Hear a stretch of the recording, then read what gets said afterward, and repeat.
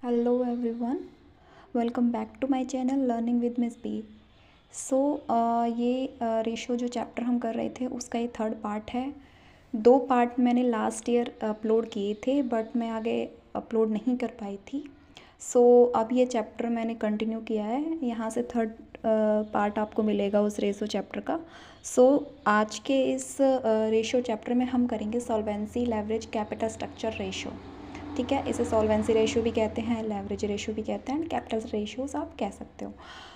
सो solvency ratios, leverage ratios ये होते क्या हैं? ये रेशो वो रेशो होते हैं जो कंपनी की लॉन्ग टर्म के पेमेंट करने की कैपेसिटी को फाइंड आउट करने के लिए निकाले जाते हैं। इससे हमें ये पता चलता है कि कितने रुपए शेयर होल्डर्स ने लगाए हैं और कितने आउटसोर्सेज से लिए हैं कंपनी ने, मींस कितना शेयर होल्डर से लिए हैं और कितने डेट से लिए हैं। ठीक है, सो यहाँ से कंपनी की लॉन्ग टर्म सॉल्वेंसी का पता चलता है। अब फर्स्ट इसका रेशो आता है debt equity ratio. Debt equity ratio का फॉर्मूला आप देख सकते हो, long term date upon share holders fund, and share holder fund कहीं कहीं पर आपको दिखेगा नेटवर्थ। ये आपका फॉर्मूला है। अब लॉन्ग टर्म डेट को आप निकालोगे कैसे? लॉन्ग टर्म डेट में कुछ कंपोनेंट्स होते हैं, जैसे long term borrowings, long term provisions, debentures, mortgage loan, bank loan, loan from financial institutions and public deposits. So ये सब मिला के आपके लॉन्ग टर्म डेट्स मिलते हैं। फिर उसके बाद शेयर होल्डर्स फंड में कौन कौन सी चीज़ें आती हैं? शेयर होल्डर फंड्स में आप देख सकते हैं कि शेयर होल्डर फंड्स की जब बात आती है तो वहाँ पर share holders capital plus reserve and surplus दोनों को मिला करके तब शेयर होल्डर्स फंड बनते हैं। ठीक है, शेयर कैपिटल में हमारे equity share capital and preference share capital, and reserve and surplus में जो कंपनी के पास जो भी capital reserve, general reserve and profit and loss होता है। ठीक है, प्रॉफिट एंड लॉस बैलेंस और सिक्योरिटी प्रीमियम, ये सारी चीज़ें रिजर्व्स में आती है। तो ये सब मिला के हमारा रिजर्व बनता है, और रिजर्व और शेयर कैपिटल इन दोनों को मिलने के बाद ही शेयर होल्डर्स फंड्स मिलता है। मींस जब शेयर होल्डर फंड्स की बात आती है तो शेयर कैपिटल और रिजर्व सरप्लस उसकी परछाई की तरह साथ चलता है शेयर कैपिटल की। ओके, देन ये जो रेशो होता है ये फर्म की लॉन्ग टर्म लोन को पेमेंट करने की कैपेसिटी बताता है कि अगर ये रेशो हाई है, ठीक है, हाई मीन्स इसका आइडल रेशो 2:1 है। अगर ये 2:1 है तो ये आइडल रेशो है, और अगर इससे कम है तो अच्छा है। अगर ये ज़्यादा होता है तो long term point of view से कंपनी ये देखेगी कि जो कंपनी की फाइनेंशियल पोजीशन है वो अच्छी नहीं है। ठीक है, क्योंकि now come to the next ratio, total asset to debt ratio. Total asset by long term debt. Total asset कैसे फाइंड आउट करते हैं? Non current asset plus current asset मिलके टोटल असेट बनाती है। नॉन करंट असेट्स में कौन कौन से आइटम आते हैं? Tangible assets, intangible assets, non current investments and long term loans and advances. Current assets आपको पता ही है। ठीक है, सो ये रेशियो हम निकालते क्यों हैं? ये रेशियो हम इसलिए निकालते हैं कि लॉन्ग टर्म कंपनी के असेट से कितने ज़्यादा सेफ़ है। अगर ये रेशियो हाई होता है तो अच्छा है, अगर ये रेशियो लो होता है तो कम है। हाई होता है तो इसका मतलब ये है कि कंपनी ने असेट को परचेज़ करने के लिए लॉन्ग टर्म से कम लोन लिया है, क्योंकि यहाँ पे ये चीज़ कम है वो चीज़ ज़्यादा है, टोटल असेट ज़्यादा है, तो यहाँ पे ये शो होता है कि कंपनी ने टोटल असेट को ख़रीदने के लिए कम लोन लिया है। ठीक है, अब जब कम लोन लिया है, कम डिबेंचर है, तो जो बाकी के जो डिबेंचर हैं हमारे वो अपने आप को सेफ फील करते हैं। ठीक है, क्योंकि अगर मान लो ज़्यादा लोन लिया होता है इन असेट्स को परचेज़ करने के लिए तो जो डिबेंचर होते वो ज़्यादा डिबेंचर हो जाते, और कंपनी अपने आप को जो डिबेंचर्स हैं वो अपने आप को अनसेफ फील करते। वो कैसे? क्योंकि डिबेंचर्स ज़्यादा होते हैं। अब यहाँ पे क्या है, अगर ये रेशो ज़्यादा होगा तो टोटल असेट में लॉन्ग टर्म डेट का कम पैसा लगा है, इसका मतलब। ठीक है, हमारी असेट ज़्यादा है और लॉन्ग टर्म डेट कम है। ठीक है, तो कंपनी की जो फाइनेंशियल पोजीशन है वो अच्छी मानी जाती है अगर हमारी टोटल असेट ज़्यादा है और लॉन्ग टर्म डेट्स कम है तो। Now come to the third ratio, proprietary ratio. Proprietary ratio क्या होता है? Equity by total asset. इसे हम अदर फॉर्म में कैसे लिख सकते हैं? इक्विटी को क्या बोलते हैं? इक्विटी मीन्स जो मालिक का हक होता है। मालिक कौन होते हैं? कंपनी के शेयर होल्डर्स होते हैं। ठीक है, शेयर होल्डर्स होते हैं और इनको बोलते हैं शेयर होल्डर्स फंड या proprietary fund. Proprietary fund and share holder fund में अब ये बताइए कि क्या रिजर्व एंड सरप्लसेस जो हैं वो हमारे शेयर होल्डर फंड के शेयर होल्डर्स के होते हैं या नहीं? ऑफ कोर्स उनके होते हैं। शेयर होल्डर फंड्स में इंक्लूड होंगे equity shares, preference shares and reserve and surplus. Reserve and surplus हमारे इक्विटी एंड प्रेफरेंसेस के साथ साथ चलते हैं जब हम शेयर होल्डर फंड की बात करते हैं तो, ठीक है। तो इक्विटी को हम क्या बोलते हैं? Share holder fund bye total asset.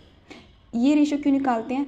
इस रेशो से हमें ये पता चलता है कि टोटल असेट में शेयर होल्डर का कितना पार्ट लगा हुआ है, ठीक है, कि टोटल असेट में शेयर होल्डर का कितना पार्ट है। Means 10 crore share holders fund का है और 20 करोड़ टोटल असेट लगाई है, तो इसका मतलब ये हुआ कि 50% हमने शेयर होल्डर से लिया है। क्लियर ये चीज़? ठीक है। अब ये रेशो जो है जितना ज़्यादा होगा उतना ज़्यादा कंपनी के लिए अच्छा होगा, ठीक है। जितना ज़्यादा ये रेशो होगा बिजनेस की लॉन्ग टर्म इकोनॉमिक कंडीशन उतनी ही अच्छी होगी। क्यों? क्योंकि कंपनी की एसेट्स में ज़्यादा पैसा शेयर होल्डर्स का लगा हुआ है, ठीक है। कंपनी बाहर के रिसोर्सेज पर डिपेंड नहीं है और ऑर्गेनाइजेशन बाहर के जो फंड्स हैं उन पर डिपेंड नहीं है, तो कंपनी के जो शेयर होल्डर्स हैं वो अपने आप को सेफ फील करते हैं, तो इसलिए भी हम ये रेशो निकालते हैं। Ratio comes fix asset to proprietor fund ratio which is fixed asset upon proprietor या नेटवर्थ जिसे हम बोलते हैं, ठीक है। Net worth, proprietary fund, share holder fund एक ही बात होती है, इन वर्ड्स में कंफ्यूज नहीं होना है, ठीक है।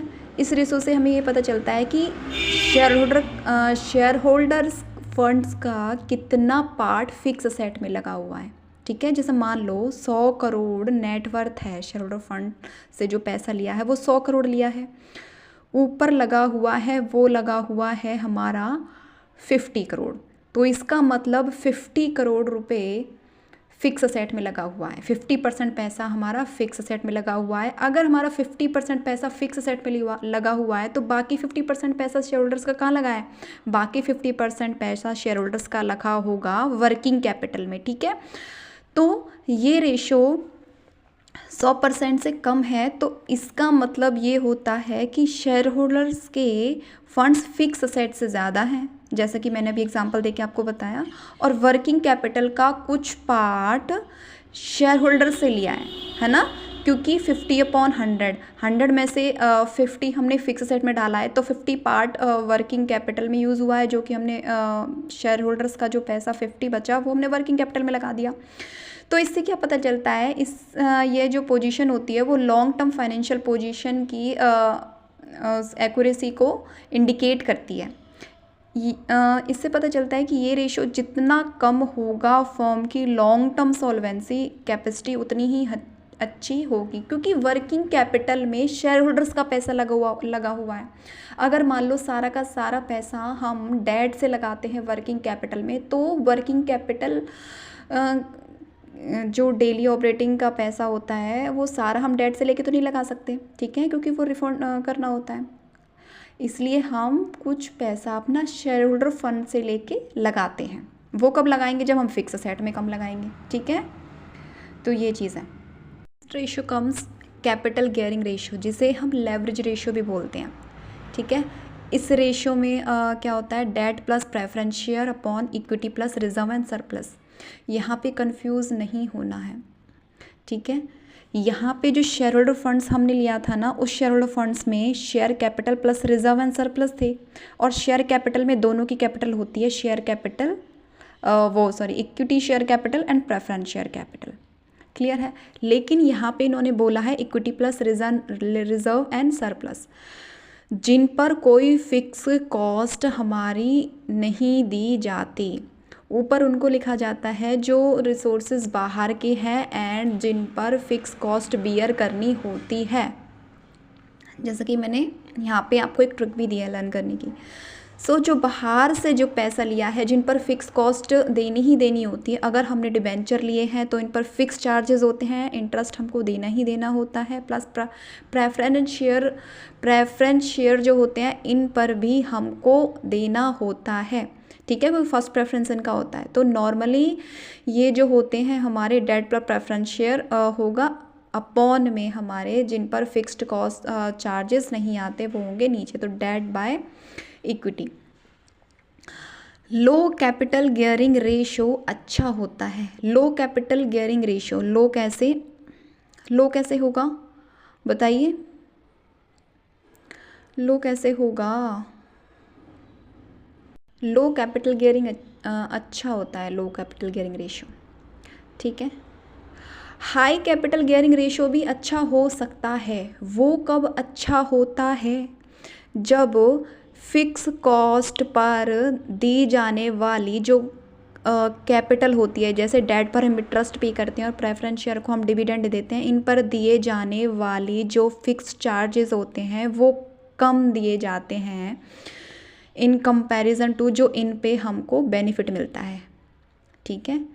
देखो, हाई कैपिटल गियरिंग रेशो उस केस में अच्छा होता है जब फिक्स कॉस्ट कैपिटल वाली कैपिटल पर जो दिए जाने वाला ब्याज या इस पर दिए जाने वाला ब्याज या इस पर दिए जाने वाले लाभांश की दर बिजनेस में इन्वेस्ट कैपिटल पर इनसे कमाई जाने वाली इनकम से कम है, तो ठीक है। अगर हम इंटरेस्ट कम दे रहे हैं और इन पर बेनिफिट ज़्यादा हो रहा है तो ये हाई गियरिंग रेशो भी अच्छा रहता है। Next comes interest coverage ratio. Earning before interest and tax bye interest means वो अर्निंग जिसको अर्न करने के बाद उसमें से ना भी इंटरेस्ट दिया है ना ही टैक्स दिया है, अभी अर्न किया है, उस अर्निंग का कंपैरिजन करेंगे इंटरेस्ट से। इस रेशो से हमें पता चलता है कि बिजनेस का प्रॉफिट फिक्स इंटरेस्ट के कंपैरिजन में कितने मल्टीपल है। ये रेशो जितना ज़्यादा होता है उतना अच्छा। ऑफकोर्स यहाँ पे अर्निंग जितनी ज़्यादा होगी इंटरेस्ट से उतना अच्छा, क्योंकि इंटरेस्ट को कवर करना उतना ही ज़्यादा इजी और सेफ रहेगा। तो बिज़नेस के प्रॉफिट इंटरेस्ट की कंपैरिजन में 6 to 7 मल्टीपल होने चाहिए, नॉर्मली जितना बुक्स में दिया है। सो ये थी आज हमने की यहाँ पे solvency, leverage and capital structure ratios, ठीक है। नेक्स्ट वीडियो में हम profitability ratio and other ratios को कवर करेंगे। सो नेक्स्ट पार्ट के लिए फॉलो करें, सब्सक्राइब करें, लाइक एंड शेयर करें।